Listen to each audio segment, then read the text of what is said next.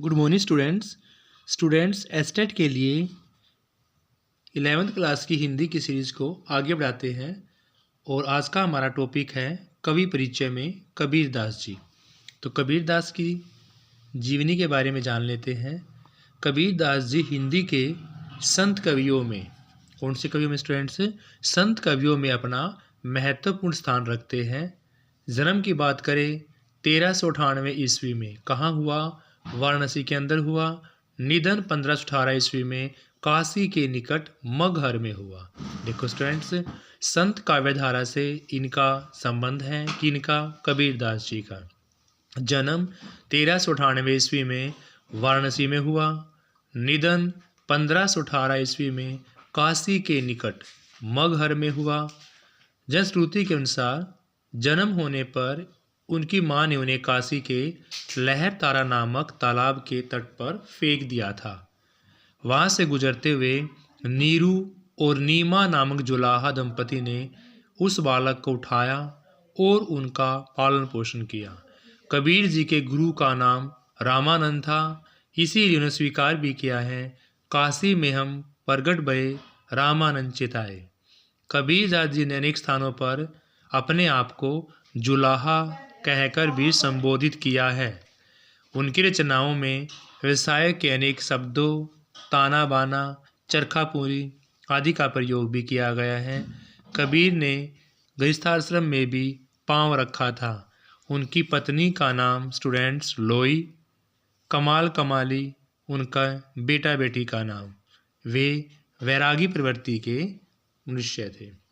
Students, Kabir Das ji का संबंध किससे था? संत काव्यधारा से। जन्म 1398 ईस्वी में वाराणसी में, मृत्यु 1518 ईस्वी में काशी के निकट मगहर में हुआ।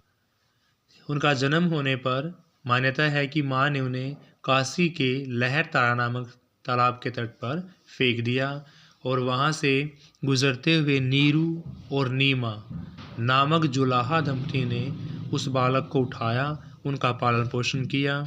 कबीर जी के गुरु का नाम रामानंद है। स्टूडेंट्स, कबीर जी ने अनेक स्थानों पर अपने आप को जुलाहा भी बताया है। उनकी रचनाओं में इस व्यवसाय के अनेक शब्दों के ताना बाना, चरखापुनी आदि का प्रयोग किया गया है। कबीर दास जी ने गृहस्थाश्रम में भी पांव रखा। पत्नी के नाम की बात करते क्या है भाई? लोई। और कमाल कमाली उनके बेटा बेटी का नाम है। स्टूडेंट्स, वैरागी प्रवृत्ति के माने गए हैं। यहाँ पर पाठ के सार में दोनों पदों में रचित हिंदी काव्यधारा की निर्गुण ज्ञानश्री शाखा के संत कवि कबीर दास हैं।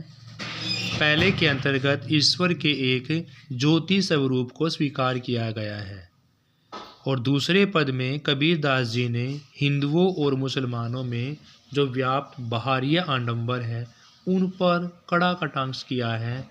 कबीर दास जी का मानना है कि सारा संसार बावला हो गया है, सच्ची बात को न मानकर झूठी बात में विश्वास करता है और दिखावे के लिए बाहरी आडंबरों में घूमता है। स्टूडेंट्स, तो आइए स्टूडेंट्स इनके छोटे क्वेश्चन जान लेते हैं। सबसे फर्स्ट क्वेश्चन है, एकई खाक गड़े सब भांडे। यहाँ भांडे शब्द किसके लिए प्रयोग किया गया है भाई? तो यहाँ पर भांडे शब्द का प्रयोग जीवों के लिए किया गया है। भांडे शब्द का प्रयोग यहाँ पर जीवों के लिए किया गया है। संसार किसे देखकर लालच में पड़ जाता है? संसार माया को देखकर। संसार माया को देखकर लालच में पड़ जाता है। हम तो एक एक करी जाना पद में कवि ने स्वयं को क्या कहा है? हम तो एक एक करी जाना, इस पद में कवि ने स्वयं को दीवाना कहकर संबोधित किया है। जैसे बाड़ी काष्ठी काटे में बाड़ी यहाँ पर क्या है? बाड़ी यहाँ पर बढ़ई के लिए प्रयुक्त किया गया है। बाड़ी बढ़ई के लिए प्रयुक्त किया गया है। एक ही खाक गड़े सब भांडे, भांडे शब्द यहाँ जीवों के लिए प्रयुक्त किया गया है। संसार किसे देखकर लालच में पड़ जाता है? तो संसार माया को देखकर लालच में पड़ जाता है। हम तो एक एक करी जाना पद में कवि ने स्वयं को क्या कहा है? स्वयं को दीवाना कहा है। जैसे बाड़ी कास्ट के कांटे में बाड़ई बढ़ई के लिए प्रयुक्त किया गया है। स्टूडेंट्स नेक्स्ट क्वेश्चन है, हम तो एक एक करी जाना पद में कवि ने ईश्वर के प्रतीक के रूप में किसे माना है? तो हम तो एक एक करी जाना पद में कवि ने ईश्वर के प्रतीक के रूप में कुम्हार को माना है। ईश्वर के प्रतीक के रूप में कुम्हार को माना है। संतो देख जग बोराना पद में कवि ने किस पर प्रहार किया है? तो संतो देख जग बोराना पद में कवि ने बाहरीय आडंबरों पर प्रहार किया। किस पर भाई? बाहरीय आडंबरों पर प्रहार किया है। संतो देख जग बोराना में बोराना का मतलब बावला है। संतो देख जग बोराना में बोराना का मतलब क्या है भाई? बावला है। हम तो एक एक करी जाना पद में कवि ने ईश्वर के प्रतीक के रूप में किसे माना भाई? यहाँ पर कुमार को माना गया है। संतो देख जग बोराना पद में कवि ने किस पर प्रहार किया है? तो बाहरीय आडंबरों पर प्रहार किया है। संतो देख जग बोराना में बोराना का मतलब होता है बावला। बोराना यहाँ पर किस लिए प्रयुक्त किया गया भाई? बावला के लिए प्रयुक्त किया गया है। केती कहाँ कहाँ नहीं माने सहजे सहज समाना में कौन सा अलंकार है? केती कहाँ कहाँ नहीं माने सहज सहज समाना, तो कै और सह की आवृत्ति के कारण यहाँ पर अनुप्रास अलंकार है। आसन मारी डिम धरी बैठे, यहाँ पर डिम धरने का अर्थ होता है आडंबर करना। आसन मारी डिम धरी बैठे में डिम धरने का मतलब होता है आडंबर करना। आपस में दो लरी लरी मुई मर्म न कहूँ जाना में कवि ने किस के मर्म को न जानने की बात की गई है? आपस में दोहू लरी लरी मुए मर्म न कहूँ जाना में कवि ने मर्म को न जानने की बात कही है। धर्म के मर्म को न जानने की बात यहाँ पर की गई है। किसके भाई? धर्म के मर्म को न जानने की।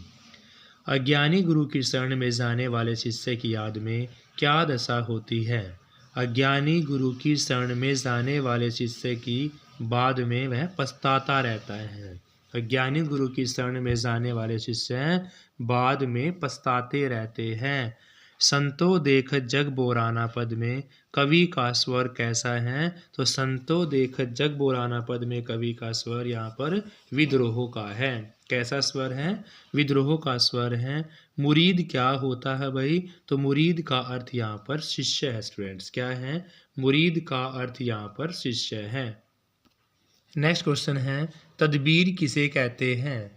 तदबीर उपाय को कहते हैं। स्टूडेंट्स तदबीर किसे कहते हैं? तदबीर उपाय है। इस्लाम धर्म की धार्मिक पुस्तक का नाम, तो इस्लाम धर्म की धार्मिक पुस्तक का नाम कुरान शरीफ है। स्टूडेंट्स इस्लाम धर्म की धार्मिक पुस्तक का नाम कुरान शरीफ है। मानव शरीर का निर्माण कितने तत्वों से माना जाता है? तो स्टूडेंट्स मानव शरीर का निर्माण 5 तत्वों से बना माना जाता है।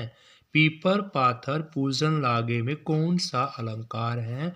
तो पै पै की आवृत्ति के कारण यहाँ पर अनुप्रास अलंकार है।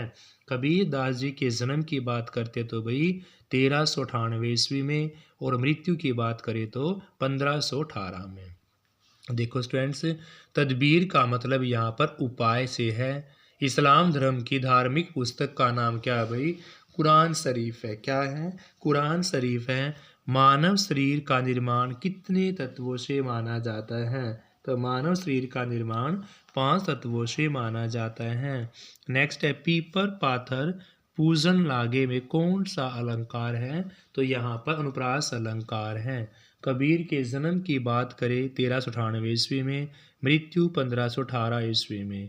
कबीर की मृत्यु कहाँ हुई थी? तो कबीर की मृत्यु मगहर में हुई थी। स्टूडेंट्स कबीर की रचना का नाम बीजक है। कबीर की रचना का नाम है क्या भाई? बीजक है। दोजक क्या है? दोजक यहाँ पर नरक के लिए प्रयुक्त किया गया है। कबीर की मृत्यु मगहर में हुई, 1518 में हुई। कबीर की रचना का नाम बीजक और दोजक का मतलब यहाँ पर नरक है। स्टूडेंट्स नेक्स्ट है, संसार में सत्यवादी का लोग क्या करते हैं? संसार में सत्यवादी को लोग मारते हैं। कैसे व्यक्ति का संसार में लोग विश्वास करते हैं? तो झूठे व्यक्ति का संसार में लोग विश्वास करते हैं। संसार में सत्यवादी का लोग क्या करेंगे? संसार में सत्यवादी को लोग मारते हैं। कैसे व्यक्ति का संसार में लोग विश्वास करते हैं? तो झूठे व्यक्ति का लोग विश्वास करते हैं। आचार्य हजारी प्रसाद द्विवेदी जी ने कबीर की भाषा को क्या कहा है? तो आचार्य हजारी प्रसाद द्विवेदी जी ने कबीर की भाषा को डिक्टेटर कहा है। क्या कहा है? कबीर की भाषा को डिक्टेटर कहा। किसने कहा भाई? आचार्य हजारी प्रसाद द्विवेदी जी ने। नेक्स्ट क्वेश्चन में आपने सम्मिलित करना है। हम तो एक एक करी जाना नामक पाठ के आधार पर कॉलम ए और बी को सम्मिलित करना है।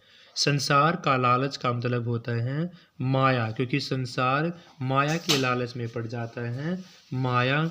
दूसरा है तदबीर का अर्थ होता है उपाय। तदबीर का अर्थ क्या भाई? तदबीर का मतलब उपाय होता है। और कबीर की रचना का नाम मैंने अभी आपको बताया था, कबीर की रचना का नाम क्या है? बीजक है। तो स्टूडेंट्स, कबीर दास की जीवनी यहाँ पर कंप्लीट होती है। Thank you students, have a nice day. Please class को लाइक से अवश्य करें।